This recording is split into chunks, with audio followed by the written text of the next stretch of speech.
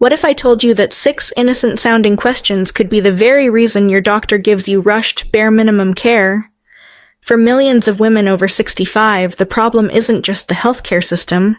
It's the way we've been taught to speak in the exam room. You walk in with real concerns, yet leave feeling unheard, brushed aside, or even misdiagnosed. It's not because you don't care about your health. It's because the words you use may be quietly signaling that your needs aren't urgent. Today, I'm going to show you exactly what those 6 questions are, and more importantly, how to reframe them so you get the attention, respect, and thorough care you deserve. These aren't tricks. They're powerful shifts in how you advocate for yourself, and they can change every medical visit you have from now on. Before we get started, I want to hear from you. Where are you watching from, and what time of day is it right now? Tell me in the comments. Even if it's just an ordinary moment in your day, I truly value it. And if you find this content helpful, don't forget to hit subscribe so you never miss the next conversation that could protect your health. Question 1. Should I even bother with this at my age? It may sound like an innocent question, but every time a woman over 65 says, "Should I even bother with this at my age?" she is sending a message she might not realize. That message, often unspoken, is that her health is somehow less important now than it once was. This is not just about words.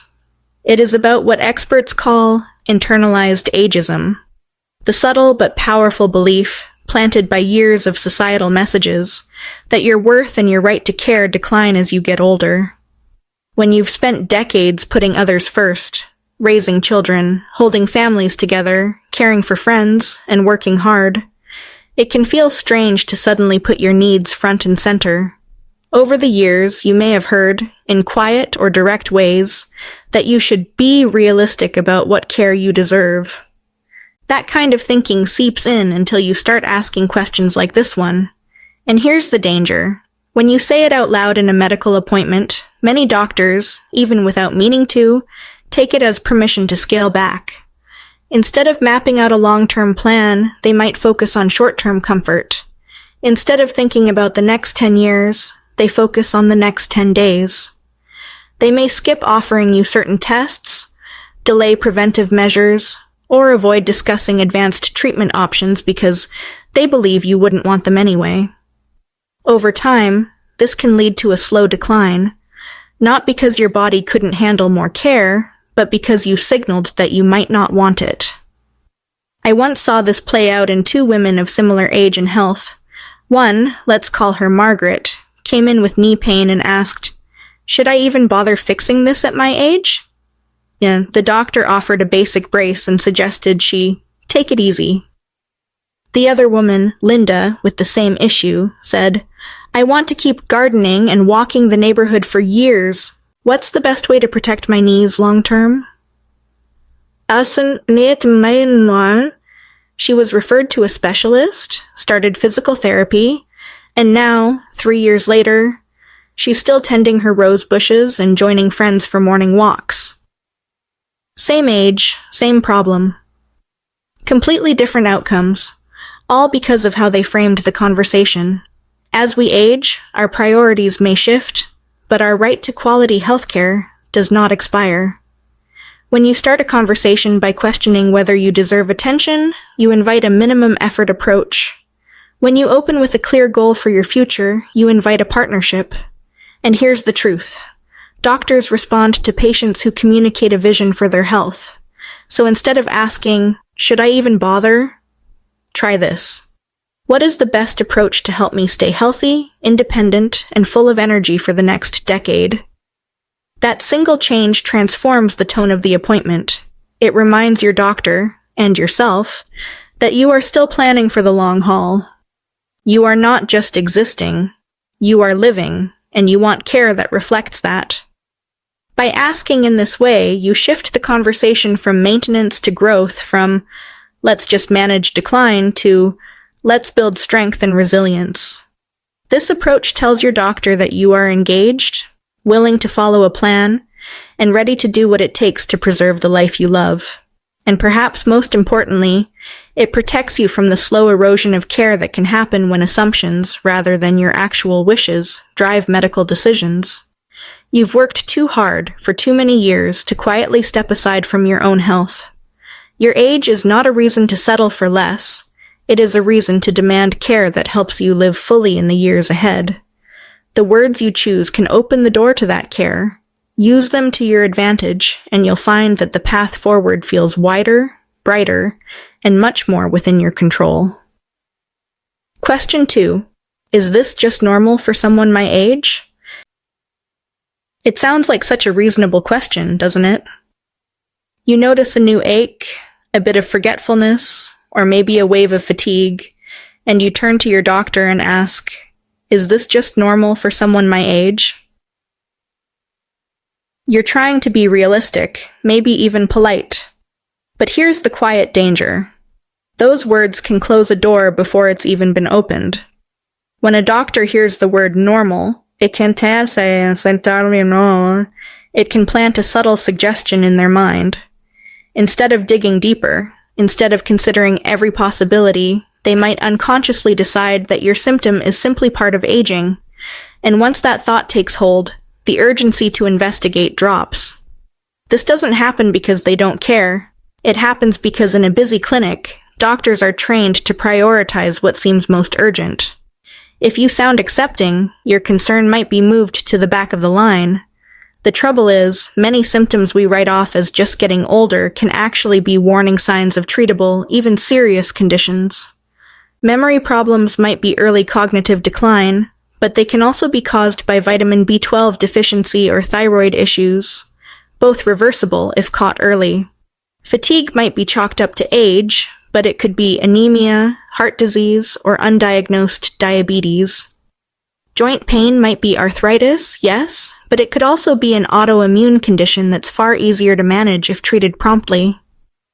I think of a woman named Helen, 72, who started having sharp hip pain. She asked her doctor if it was just normal for her age. The answer she got was a quick nod and advice to take it easy. Months later, the pain worsened, and a second opinion revealed a small fracture from osteoporosis that had been quietly progressing. With earlier imaging, she could have started treatment and avoided months of unnecessary discomfort. Asking if something is normal might feel like a way to manage expectations, but in reality, it can accidentally downplay your symptoms. Instead, try framing your concern in a way that keeps your doctor in detective mode. A powerful alternative is to say, I'm concerned about this and want to make sure it's not something serious. I'd like to stay ahead of it. Those words change everything. They signal that you're not dismissing your symptoms, and you want a clear answer backed by thorough evaluation. By asking this way, you give your doctor permission and motivation to investigate. You encourage them to order the tests, explore the possibilities, and look for causes that might otherwise be overlooked. This isn't about being demanding. It's about making sure that the care you receive matches the life you still want to live. The truth is, aging will bring changes, but not every new discomfort is just part of getting older. Some are warnings. Some are opportunities to intervene before a problem becomes permanent. And you deserve a doctor who treats each new symptom as worth understanding, not just accepting. So the next time you're in an exam room and that thought crosses your mind, resist the urge to ask if it's normal. Replace it with a statement of concern and a request for clarity. You may find that it leads to better answers, faster action, and a much greater chance of keeping the life you enjoy intact. Your body is still talking to you. Give it the respect it deserves, and make sure your doctor does too. That's how you turn a casual question into a powerful step toward protecting your health and independence for years to come. Question 3. I don't want to be a burden. For so many older women, these words come from a lifetime of putting others first. You've spent decades caring for your children, supporting your spouse, keeping a household running, and often sacrificing your own needs so the people you love could thrive. That habit of selflessness doesn't just disappear with age. In fact, it can grow stronger, especially when you start to notice your health changing. You don't want to inconvenience your family. You don't want to take up too much of your doctor's time, and without even realizing it, you begin to hold back. The problem is, when you walk into a medical appointment and say, "I don't want to be a burden," you're sending a message that can work against you. In a healthcare system that is already stretched thin, those words can signal to a doctor that you're willing to accept less, shorter visits, fewer tests, or good enough solutions instead of the best ones. It's not because they don't care, but because they hear your reluctance and unconsciously adjust their recommendations to match it. Over time, that can mean you're only getting the minimum care necessary to keep you stable, not the proactive care that could keep you thriving. And the truth is, the earlier a problem is addressed, the better the chances of avoiding something serious. When you delay, you give small issues time to grow. What starts as mild joint pain could become severe arthritis. A little dizziness could turn into a dangerous fall. I think about a woman I met named Carol. She had been feeling short of breath for months, but didn't mention it during her yearly checkup. When I asked why, she smiled gently and said, "Oh, I didn't want to be a burden." By the time she finally spoke up, she had developed advanced heart failure, a condition that could have been managed much more easily if caught earlier. Her family told me later they wished she had spoken up sooner, because taking care of her would never have felt like a burden to them. The truth is, staying silent doesn't spare your loved ones. It often leaves them facing bigger challenges later on, hospital stays, complex treatments, and long recovery periods. By speaking up now, you're not being a burden. You're protecting your independence, your quality of life, and even the time you have with the people you love. Instead of saying, "I don't want to be a burden," try this. "I want to maintain my independence and my health, so I need to understand what's going on." This change in language does two things. First, it keeps the focus on your goals and what matters most to you. Second, it shows your doctor that you're invested in your own well-being and ready to take an active role in your care. When you speak this way, you turn your natural concern for others into a reason to care for yourself. You make it clear that the best gift you can give your family is a healthier, more capable you. And you remind your doctor that your long-term well-being is worth planning for, not just maintaining. You've spent a lifetime supporting others. Now it's time to let that same dedication work for you. Taking care of your health isn't selfish. It's one of the most loving things you can do for the people who care about you. So the next time you're tempted to hold back in an exam room, remember this. Asking for help now might be the very thing that keeps you independent tomorrow. Question 4. If you were me, what would you do? It may seem like a smart, even respectful question. After all, you're talking to a trained medical professional. But when you ask, "If you were me, what would you do?" you are quietly handing over the steering wheel. You're giving the doctor full control to decide for you, often without realizing that their answer will naturally be shaped by their own life, their own health, and their own personal values. Doctors are human. A young, healthy doctor with no chronic pain and a high tolerance for risk might recommend skipping a procedure you would actually benefit from. An older doctor with personal experience caring for a parent might suggest a more aggressive approach than you want. Their advice is not wrong, but it's built on their reality, not yours. And your reality matters. Your daily comfort, your ability to do the things you love, your long-term goals for independence, these are details only you can fully know. I once knew a woman named Marlene, 75 years old, who loved hiking short trails near her home. When she developed severe hip pain, she asked her doctor, "What would you do if you were me?" Her doctor, a 35-year-old marathon runner, replied, "I'd skip surgery and just adjust my activities." So Marlene followed that advice, but her adjustment meant giving up hiking altogether. Months later, she learned that a hip replacement could have restored her mobility and let her enjoy the outdoors again. The choice she made wasn't wrong, but it wasn't hers. It was her doctor's. The better question keeps you at the center of the decision. Instead of asking what they would do, try saying, "Can you walk me through all my options, including the risks and benefits for someone with my medical history and lifestyle?" This shifts the conversation from their personal perspective to your specific needs. It invites them to give you the full picture, so you can make an informed decision that matches your priorities. This approach also builds partnership. You're not passively accepting an answer. You're actively participating in creating your care plan. You're letting your doctor know that you value their expertise, but you also value your own lived experience. That combination leads to better choices, better outcomes, and care that truly fits the life you want to live. Your health is too important to be shaped entirely by someone else's preferences. By asking the right questions, you ensure the plan in front of you reflects who you are, not who your doctor is. And that's the key to staying in control, even in the complex world of modern healthcare. Question 5. I read this online, but it's probably silly, right? It's a phrase that seems harmless, maybe even polite, but it can quietly undermine your own voice in the exam room. When you say, I read this online, but it's probably silly, right? You are discrediting yourself before the doctor even has a chance to respond. You're telling them, in a subtle way, that you're not confident in your own curiosity, and that makes it easier for them to dismiss your question altogether. In today's world, it's perfectly normal to search for health information online. Many reputable universities, hospitals, and research organizations share free, reliable resources. But when you frame your question as probably silly, you lower its value in the conversation. A busy doctor, hearing that self-doubt, might skip over the details, give you a quick reassurance, and move on to the next topic. Not because they don't care, but because you've just given them permission to treat your concern as unimportant.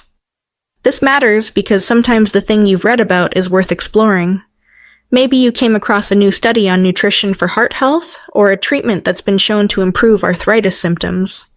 If you present it with an apology, you risk never knowing whether it could apply to you. I've seen it happen more than once. A patient read about a non-surgical option for knee pain but dismissed it as probably silly. Months later, she learned it might have helped her avoid surgery if she had spoken up sooner. The truth is, you don't need a medical degree to ask a smart question. You have the right to bring any information that concerns you, and to expect a clear, respectful answer. The internet is full of both good and bad information, but sorting that out should be part of the conversation with your doctor, not something you decide to silence before it begins. Instead of saying, it's probably silly, try this. I came across this information, and I'd like your expert opinion on whether it applies to my situation. This wording does two important things. First, it shows respect for your doctor's expertise. Second, it makes clear that your question deserves to be taken seriously. When you speak this way, you keep your natural curiosity alive while also protecting your credibility. You invite your doctor to be a partner in evaluating the information, rather than the gatekeeper deciding whether your question even matters. And that shift can open doors to treatments, ideas, or preventive steps you might otherwise miss. So the next time you're in an appointment and you remember something you read, say it with confidence. Bring the article, the note, or even just the idea, and ask for a thoughtful response. Your health is worth every question, especially the ones you almost didn't ask. Question 6. I don't really understand, but that's okay. At first glance, this phrase might seem harmless, a polite way to end an appointment and let the doctor move on. But it can be one of the most dangerous sentences you ever say in a medical setting. When you tell your doctor you don't understand, and then immediately follow it with, but that's okay, you are signaling silent surrender. You are giving up the chance to be fully informed about what is happening to your body. For many older adults, this response comes from a place of wanting to be easy, to avoid taking up too much of the doctor's time. Sometimes it comes from feeling overwhelmed by complicated medical terms, or embarrassed to admit you're confused. And sometimes it's simply because you want to get out of that exam room as quickly as possible. But here's the problem. If you walk away without truly understanding, you risk taking the wrong medication, misusing a medical device, missing warning signs, or following a treatment plan that doesn't actually match your needs. The reality is, medical errors and complications often happen not because the doctor gave the wrong instructions, but because the patient never really understood them in the first place. And when you nod and smile to get it over with, your doctor will assume you're fine with the plan. They won't slow down. They won't rephrase. They'll simply move on. That's how important information gets lost. I once knew a man named Robert, 70 years old, who was prescribed a new blood pressure medication. He didn't understand that it needed to be taken at night, not in the morning. But instead of asking for clarification, he just nodded and said, "Okay?" A few weeks later, he started feeling dizzy during the day, and after a near fall, his daughter discovered the timing mix-up. One simple question could have prevented weeks of discomfort and a dangerous accident. That's why the better approach is simple and direct. "I'm not following that. Could you slow down and explain it again in simpler terms?" And if you still don't understand, ask again. And again. This is not being difficult. It's being safe. A good doctor will respect that you want clarity. In fact, it is their responsibility to make sure you understand, not your responsibility to figure it out later. You have the right to leave an appointment knowing exactly what your diagnosis means, how your treatment works, what side effects to watch for, and what to do if something changes. And you have the right to have it explained in plain, everyday language, not just medical jargon. So the next time you're tempted to nod and accept something you don't understand, remember, you're the one who will be living with the results of that conversation. You deserve to walk out confident, not confused. Your health depends on it. And with the right words, you can make sure every decision is one you understand and truly agree with. We've walked through 6 common questions that, while well-intentioned, can unintentionally lead to rushed visits, missed opportunities, and care that falls short of what you truly deserve. Each one had a better, stronger alternative, a version that keeps you in control, focused on your goals, and respected as the central decision-maker in your health. Instead of asking, "Should I even bother with this at my age?" you can say, "What's the best approach to help me stay healthy, independent, and full of energy for the next decade?" This reminds your doctor, and yourself, that you are planning for the long term.